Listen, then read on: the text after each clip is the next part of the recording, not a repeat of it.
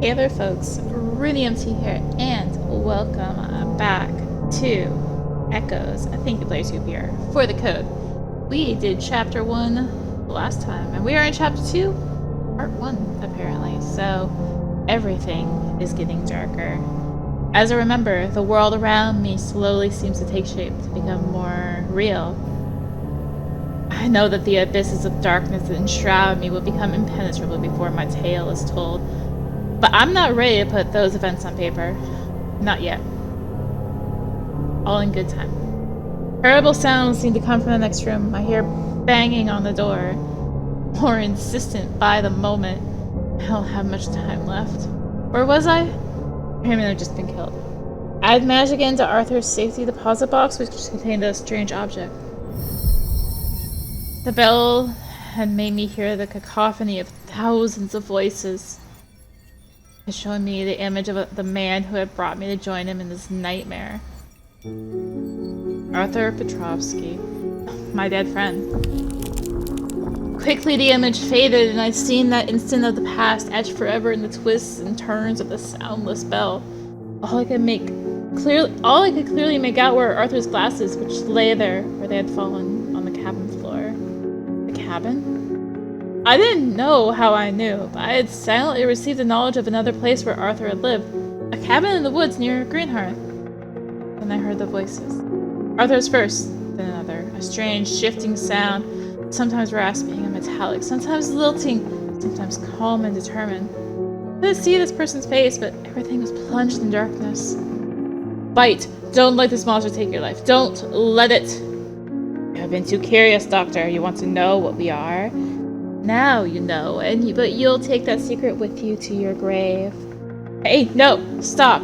Don't! Arthur uttered a ghastly cry of pain. I hear grisly noises, the splintering of bones and the ripping of flesh. No, what have I done? Arthur, I'm sorry. The voice had changed again. It was a voice I knew, but I couldn't put a face on it. The foreman is too strong. I couldn't stand against him. Go! Leave me! There was sobbing and a door slammed. I was once again in the bank, beneath the cold strip lighting with a strange bell in my hands. I thought the contents of the box would be the answer to all my questions. I was wrong. It held nothing but more questions. A secret that weighed on the town. A secret shared by Arthur Petrovsky's patients. A secret that I was about to drag into the light.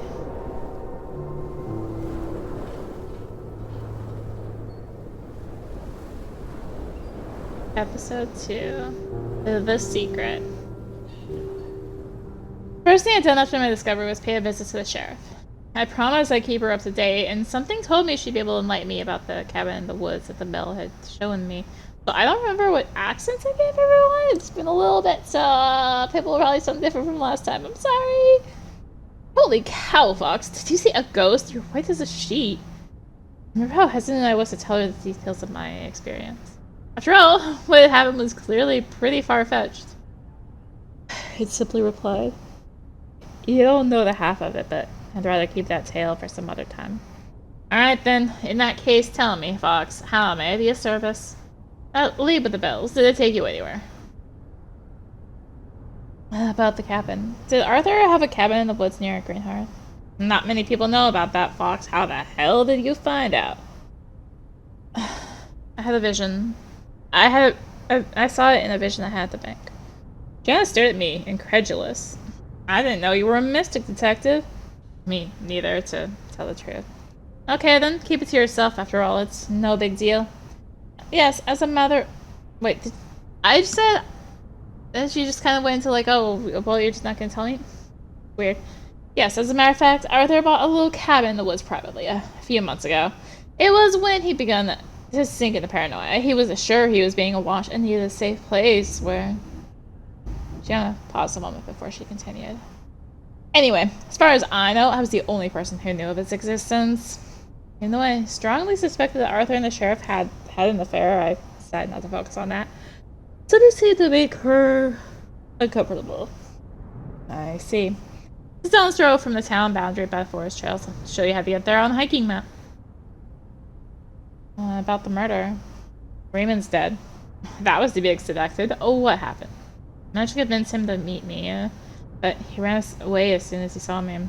When I caught up with him, he'd been shot, a bullet in the chest. I see. Any leads for who did it? None. Thanks for letting me know, Fox. I'll do what's needed. I'll let you know when I get the investigation report. I'd hoped talking to the sheriff would relieve my sense of guilt over losing one of my key witnesses. I should have known empathy wasn't one of her strengths. Raymond, I got off on the wrong foot, but I know now that he wasn't a bad guy. At that moment, I promised myself I'd fight his killer. Justice would be served. Had to be. About the bank. I was able to get into Arthur's safety deposit box at Greenhearth Bank. And I'll tell the truth. It contained some kind of strange bell. Really, nothing else. No explanation, just the bell. Not sure what to think. This bell, do you have it? Can you show it to me? I felt a wave of panic wash over me at the thought of showing the object to anyone. Was I already condemned at that point? Was I already corrupted by the echoes of the bell? Probably. The object might be dangerous. I'd rather keep it locked up until we know more. Very well, Fox, if you think that's best. The only thing I'm sure of is that the object is the linchpin of this investigation. I think it's the missing link between Petrovsky, his death, and his patients. If we're dealing with a murder, it could be the motive. I see. What do you plan to do now, Fox? Any idea on how to proceed? I'm gonna start by going back to question our person of interest. Good idea. Investigate. Oh, let's just go back. Let's just go to the cabin. Cat's here. A good 15-minute walk along the forest path, I reached Arthur's cabin. On the stoop by the door, Arthur's glasses lay where they'd fallen, which seemed to confirm the vision I'd had at the bank. Inside, however, unlike his official apartment, everything was perfectly tidy, as if he'd just left. The cozy atmosphere presented a clear contrast with the cold, functional character of his main residence. A safe rested against one of the walls in the room, but had been forced and was completely empty. I pity. I could only hope to find some useful new clues.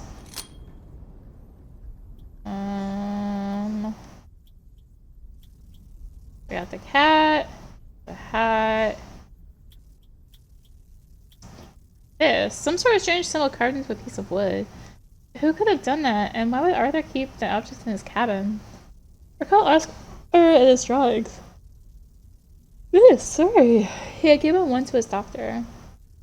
I did not sleep well last night, so perhaps this was a gift from one of his patients too? If I asked around town, maybe someone could put me on the right track. Oh, there was something. Oh, the cigarette butt. Arthur wasn't a smoker. A person who carved this strange symbol was?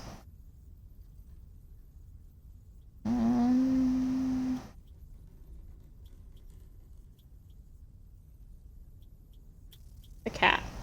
Arthur's cat awaited me on the desk. How had it gotten in? Had it followed me here?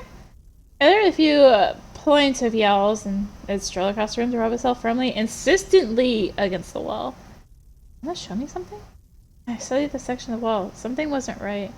With a few tries, I managed to open a hidden door, which opened into a tiny room where a video surveillance system was concealed. Is this another sign of Arthur's paranoia? Perhaps, but the further I got into this investigation, the more I understood his reasons for taking this kind of precaution. Unlike the safe, nobody had forced the door to this room. They had to view the recordings, which, unfortunately, only covered the last 48 hours. First, a brawny guy with a military bearing had let himself in and had forced the safe open, rapid and precise. His visit had lasted just a few minutes. Fortunately, the camera angle didn't allow me to see what it was he had come here to find. A bit later, there was a woman entering the cabin. She kept her back to the camera, which wasn't going to simplify identifying her. All I could tell was that she was slender, fairly small, brown skin. Beneath her hat, her hair was brown and mid-length. The way she moved suggested a young woman around 30 at most, probably younger. When she discovered the wide-open safe, she panicked, clearly anxious as I thought that someone had been there before her. Neither of the two was a smoker, which meant the person who lit the cigarette butt had come more than 2 days earlier. The videos raised two important questions. One, What had been in the safe? And two, how do these individuals know of the existence of the cabin? Nothing else catches my eye. All I could do was hope these new clues would be enough to move the investigation forward. Let's go to Oscar. Oscar was back at the diner. It was as if he was waiting for me. Our last conversation had been heated. He didn't show it. I seemed very mellow, almost jaunty. Mr. Fox, what a pleasure to see you, my dear friend. I believe I heard that you've been having a most productive day. Your little investigation proceeding as you wished. His attitude and his air of satisfaction were extremely irritating. Had he manipulated me? Remain calm. Oscar, why do you make our conversation so difficult? I'm sure we want the same thing. Don't you think it would be easier for us to work together? We don't want the same thing, Mr. Fox. You want the truth, don't you? I already have it. If it's for what I want, that's not your affair. I'd still like to thank you. Thank me? Yes, thank you. Thanks to you. There's no more Raymond. The old rogue was asking some rather too pertinent questions. Thanks to you, the contents of the security box are safe. So what you want is that... Oscar gestured me to be quiet, hastily. I didn't understand why at the moment, but he looked so wretched that I instantly obeyed. Say no more, I beg you. We're being watched. No, I don't want the contents of the box. Absolutely not. Ideally, you would leave town now. But I suppose that's out of the question. Not will you lack the answers you seek. Answers I'm unable to give you. Because you're being watched. Exactly, Mr. Fox. Exactly. However, even though I greatly appreciate your most agreeable company, my time is precious, and I have much to do. You'll excuse me. Wait, where can I find you if I need to talk to you? I am not at your beck and call, Mr. Fox, and as I told you, I have much to do. I hope for your sake that we will have occasion to meet again. Something tells me that we will be called upon to meet once again. Until then, Godspeed. Oscar almost bounced out of the diner. I let him leave. I had nothing solid to hold him for. And I didn't know what to think of the character. On one hand, he seemed sincere. On the other, I'd never encountered such a grandiloquent sincerity before. Well, let's try Liz. I mean, Liz seemed agitated. Who could blame her? She just lost her doctor, one of the few people she trusted. Then I read and turned everything upside down with my investigation and my questions. I didn't realize just how fragile the mental balance of Petrovsky's patients was. On the other hand, I come here to find answers, but the truth continued to evade me. Elizabeth was the gentlest, most cooperative patient I've met. But I had no choice but to keep questioning her. Mr. Fox, coffee?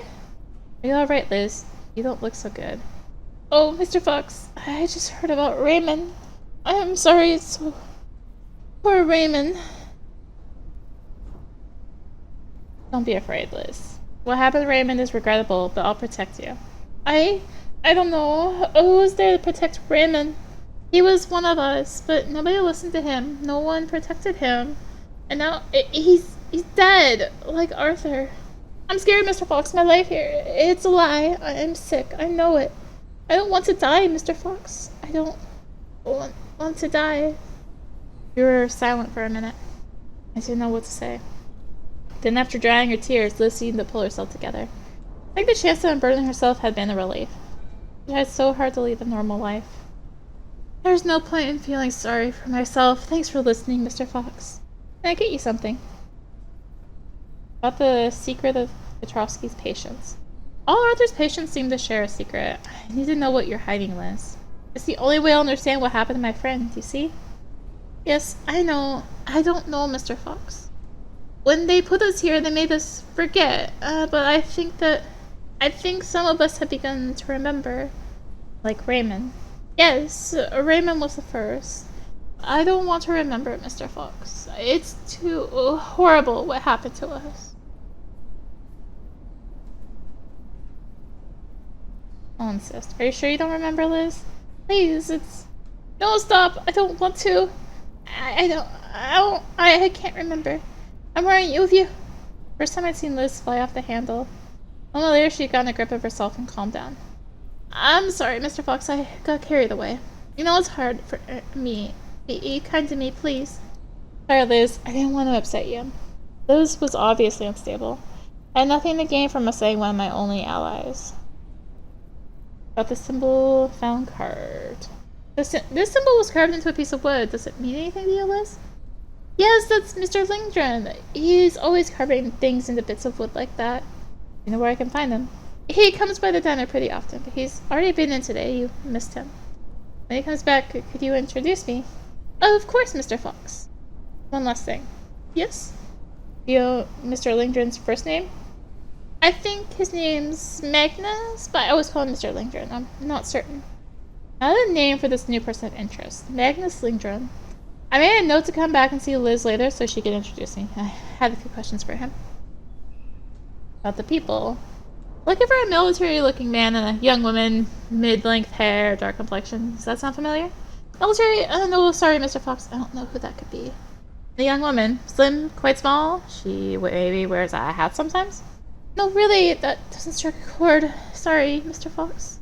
Can I get you another coffee? Thanks, Liz. I'm fine.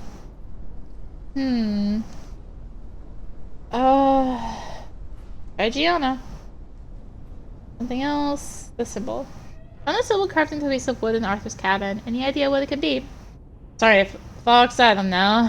But I didn't notice it the last time I was there. Alright. About the safe and the video surveillance setup. Arthur had installed a video surveillance system in his cabin. Did you know that?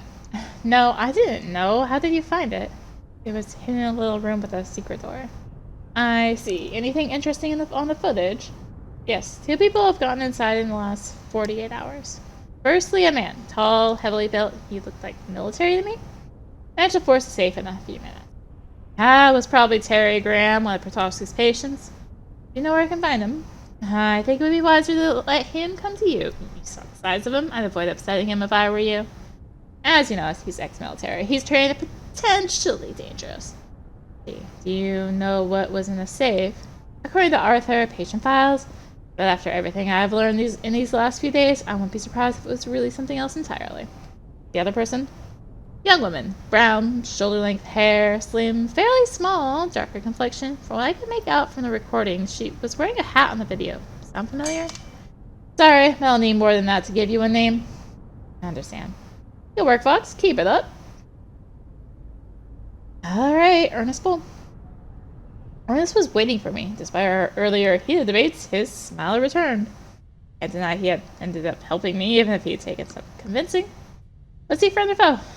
I didn't know yet. My cop's instinct urged me to trust the former informant, but on the other hand, Bull was clever. Too clever. I didn't know his motives. Oh, Mr. Fox, did your trip to the bank go?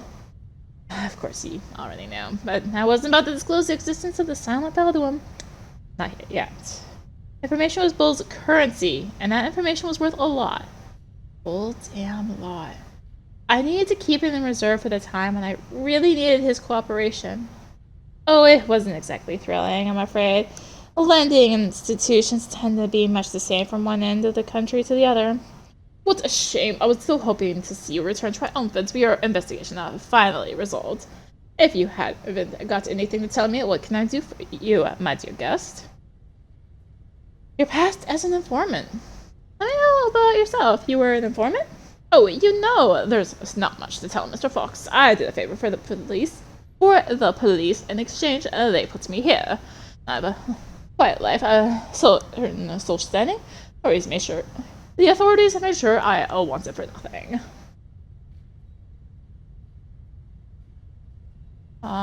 Tell me more about your past before you came here. What did you do to become eligible for the Witness Protection Program? Come now, Fox. You're on the force, aren't you?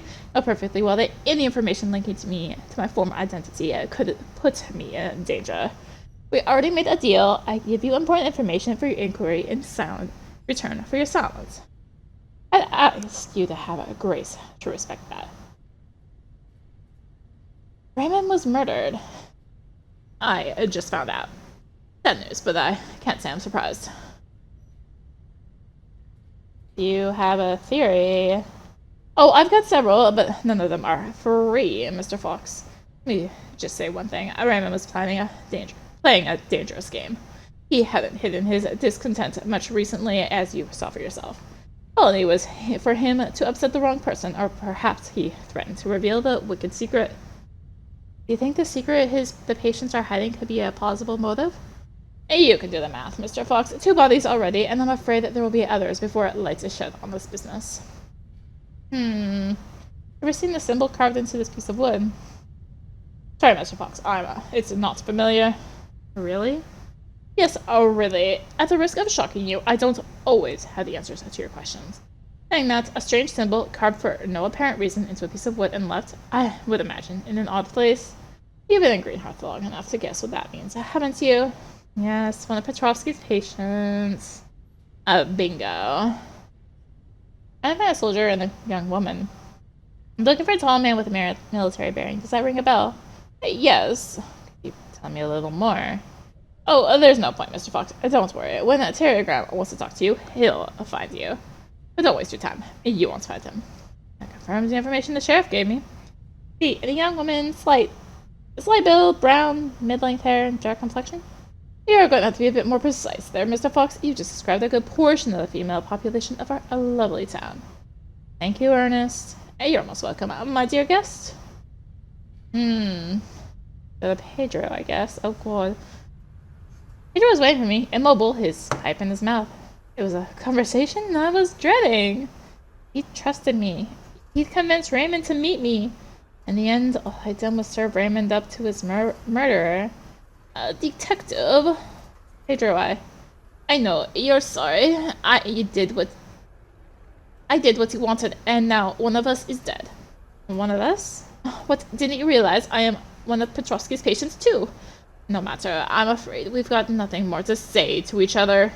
I know your intentions are honorable. It's not your fault that somebody has a grudge against my friend. I need time at the grave. If you'll excuse me. Pedro put away his pipe. Immediately, the other Pedro took his place. Let's see, Senor Fox. It was as though the mechanic was juggling 2 distinct personalities. There had to be a psychiatric explanation for his behavior, but it was clearly far beyond my scant knowledge of the subject. It was much easier to communicate with the pipe smoker. Fortunately, something told me it'd be some time before he resurfaced. Soy muy triste. Muy triste. The symbol. This carved symbol, is it familiar to you, Pedro? Si, Senor Magnus. Magnus Lindgren. Si, old man with beard. He had a problem with brakes for the car. Hang on. This Magnus is the 3rd person who had his car sabotaged. Si, sabotage. So Magnus Lindgren was the 3rd victim of Raymond's sabotage. Was he one of Arthur's patients too? I'm becoming more and more curious about him. I don't get anything about the woman? Oh, right, it's this one. Anyway, people have broken. I'm looking for a young woman, pretty, with a hat. Does that mean anything to you, Pedro? Sí, la señorita bonita, la conozco? You're just from Spanish, okay? You know her name. Muy bonita. Always kind with me. Pedro appears to be really shaken by Raymond's death. It seemed pointless to press him, for the moment at least. Still, he seemed to know the young woman. Maybe he'd be more receptive when he had some time to grieve for his friend. Investigate. Just received a message from the sheriff. Raymond's body had been taken to the Greenhearth morgue. He'd given me an appointment to witness the autopsy. It didn't leave much time for me to ask the town inhabitants a few more questions, if I wanted to. Well, I kind of just finished talking with everyone, so we may as well go. The morgue. What?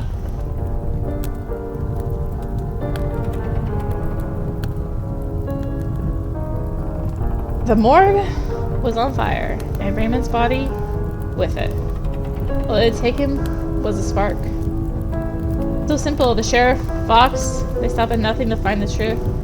Puzzles coming together piece by piece. The others, they were about to wake up. It's inevitable now. Raymond's death would hasten everything. It was regrettable. It gave me absolutely no pleasure, but at least this way, it was I who chose the tempo. If everything continued to unfold as I expected, I had a good chance of getting out of this fiasco alive. No! Those aren't my memories. That's not how it happened. To concentrate. The others, they're waiting, skulking in the twists and turns of my mind. I have to get a grip. I have to remember. The smell of burning got stronger and stronger as I got closer. Then I saw the flames. Raymond's body and the rest of the building were being reduced to cinders. Gianna had seen me arriving. She came to meet me. There was nothing I could do. She had already called the fire department. I just had to bite the bullet, wait until the flames had been extinguished, and hope. Went back to the hotel for a sleepless night. You know what? We'll keep this a little shorter this time. And we will go to the next day, next time on this little cliffhanger. We also just got an achievement about that. Remember the setting fire. Thank you for watching. If you enjoyed the video, consider liking, commenting, and or subscribing. Really enjoyed it, consider supporting the channel. All support greatly helps to keep making content like this and more. Find links for that in the description below, along with links to me on social media. Thank you again for watching. Thank you again, Player2PR, for the code. Until next time, this is ReneMT signing out. Bye!